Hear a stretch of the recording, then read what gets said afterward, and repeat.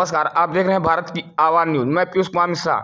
उत्तर प्रदेश से बहुत बड़ी खबर आ रही है। मुख्तार अंसारी की मौत, हार्ट अटैक की वजह से मौत। शाम को खराब हुई थी तबीयत। बांद्रा माफिया मुख्तार अंसारी की मौत हो गई है। मुख्तार अंसारी बांद्रा मेडिकल के आईसीयू में भर्ती कराया गया था। 9 डॉक्टरों की टीम निगरानी कर रही थी। माफिया मुख्तार अंसारी की मौत हो गई है।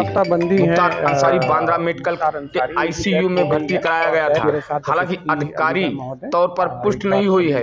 बांद्रा मेडिकल कॉलेज की ओर से पुष्टि का इंतजार है।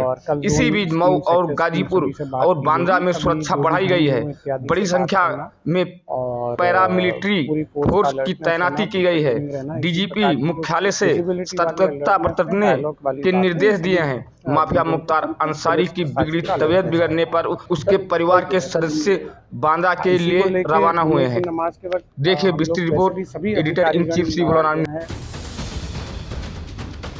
बांद्रा जेल में कई सालों से बंद मुख्तार अंसारी का कार्डियक अरेस्ट से निधन हो गया।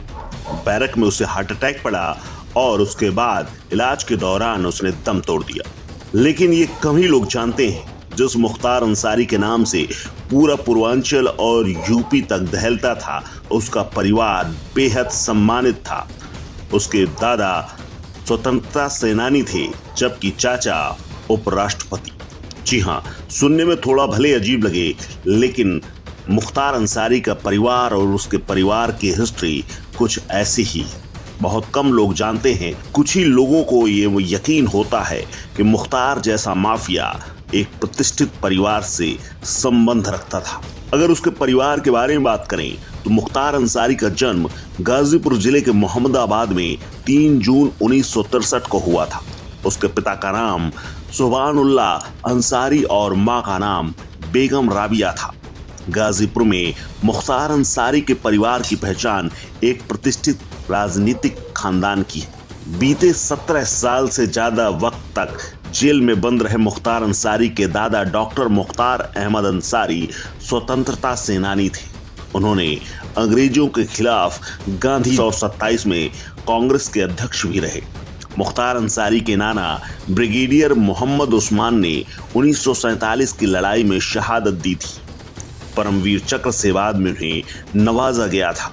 मुख्तार के पिता सुभानुल्लाह अंसारी गाजीपुर में अपनी साफ सुथरी छवि के लिए राजनीति में सक्रिय रहे थे।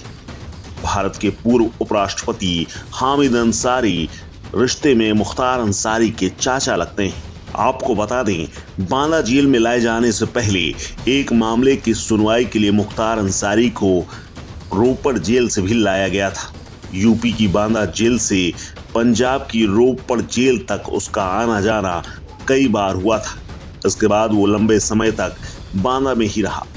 यूपी में बीजेपी सरकार बन जाने के बाद मुख्तार वापस नहीं जाना चाहता था। इसी वजह से बाद में मामला सुप्रीम कोर्ट तक पहुंचा और उसे यूपी लाया गया।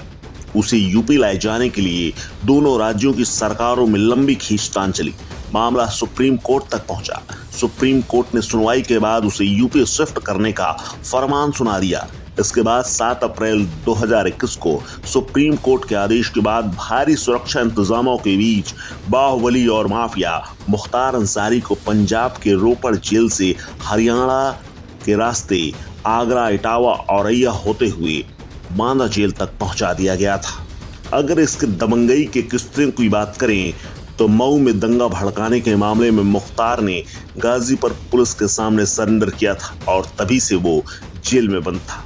पहले उन्हें गाजीपुर जेल में रखा गया, फिर वहां से मथुरा जेल भेजा गया था, फिर मथुरा से आगरा, आगरा से बांद्रा जेल भेजा गया था। उसके बाद मुख्तार को बाहर आना कभी नसीब नहीं हुआ। उसकी ईद और बकरीद जेल में ही सलाखों के पीछे गुजरी।